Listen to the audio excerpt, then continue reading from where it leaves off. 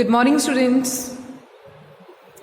As we have started with the chapter correlation, and yesterday we discussed about Karl Pearson's correlation.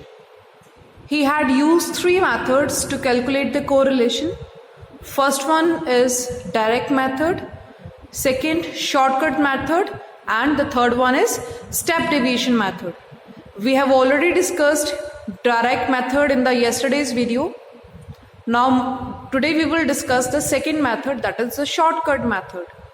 So formula which is used to calculate correlation in case of shortcut method is R stands for correlation. R is equal to summation of dx multiplied by dy minus summation of dx multiplied by summation of dy divided by n.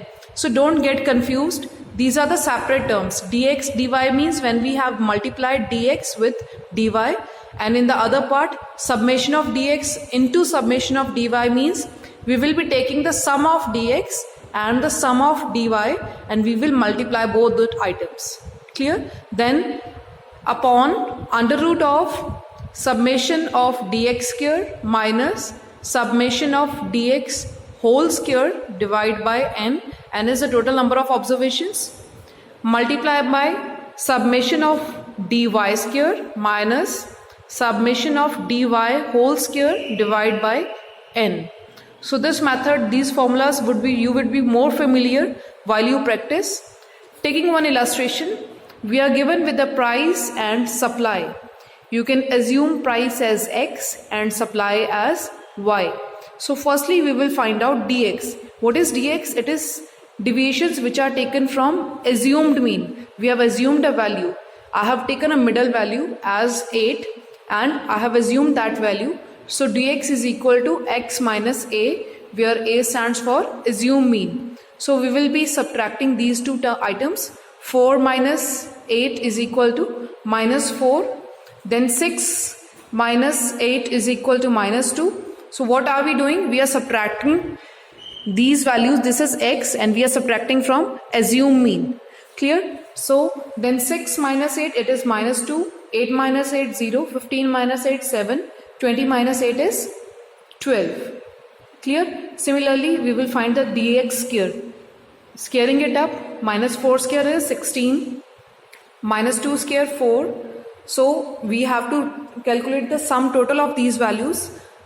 Summation of dx is equal to 13. Summation of dx square it comes out to 213. Similarly, we will find out for dy. So assuming supply as y, we will assume it as y. We will find out dy. That means deviations which are taken from assumed value. Over here again I have assumed this middle value which is 20. So 10 minus 20, it is minus 10. 15 minus 20, minus 5. 20 minus 20 is 0. 25 minus 20, 5. 30 minus 20 is 10. Clear? Then summation of dy, it comes out to 0. Minus 15 plus 15, it comes out to 0. Then dy square, squaring it up, it comes out to summation of dy square which is equal to 250. Then the next step is we will multiply dx with dy. That means we will multiply column 3 with column 5. Clear? So over here you can see column 3, third one is dx and column 5 is dy.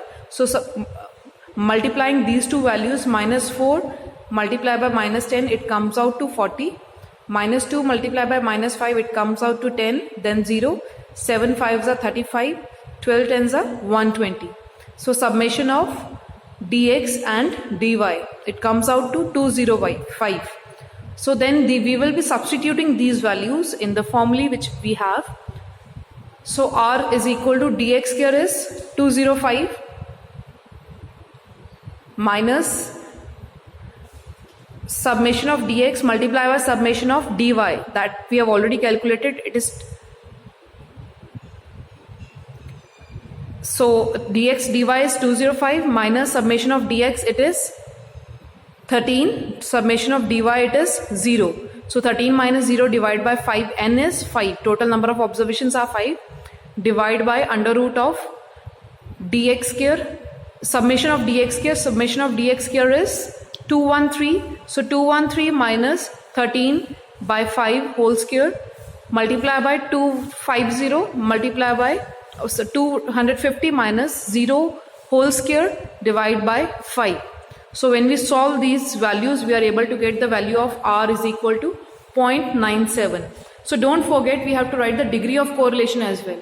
So what can we say when the correlation is 0.97? R is equal to 0.97. It means there is high degree of correlation. Clear? So this is all about the shortcut method. Now we will discuss about the step deviation method. The third method, step deviation method. So discussing about the third method, step deviation method, formula to calculate correlation is, so there is a minor change in the usage of shortcut method and step deviation method.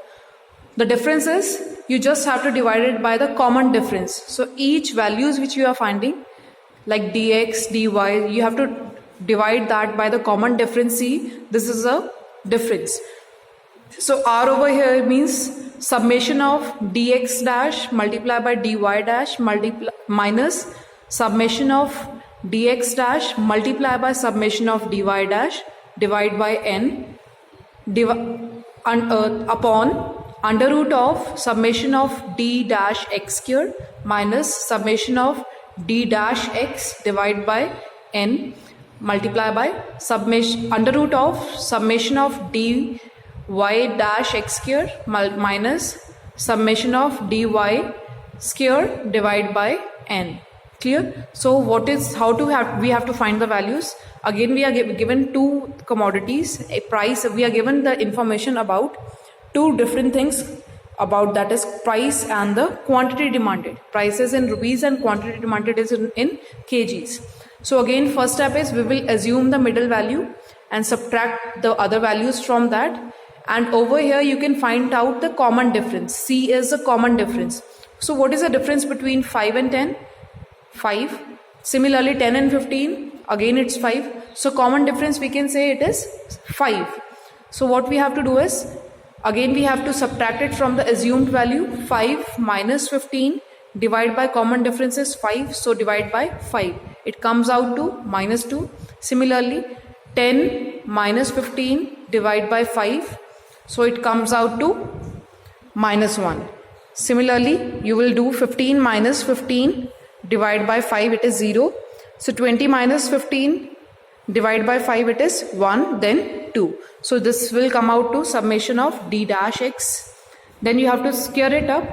D dash x square is equal to, so squaring it up, minus 2 square is 4. Then 1, 0, 1 and 4. So summation of d dash x square is equal to 10. Similarly you will find out for dy. D dash y again you will find out by assuming it 40 minus 30. So you have assumed the middle value. So 40 minus 30, again the common difference between each class interval is 5. So 40 minus 30 divided by 5, you will get 2. Clear? Similarly you can find the other values. It is 35 minus 30 divided by 5, it is 1, then 0, minus 1 and minus 2. So you will get summation of d dash y which is equal to 0. Squaring it up, d dash x square is equal dy dash square is equal to 4, 1, 0, 1 and 4. So summation of it will come out to 10. Again you will multiply these two values with d dash x and d dash y.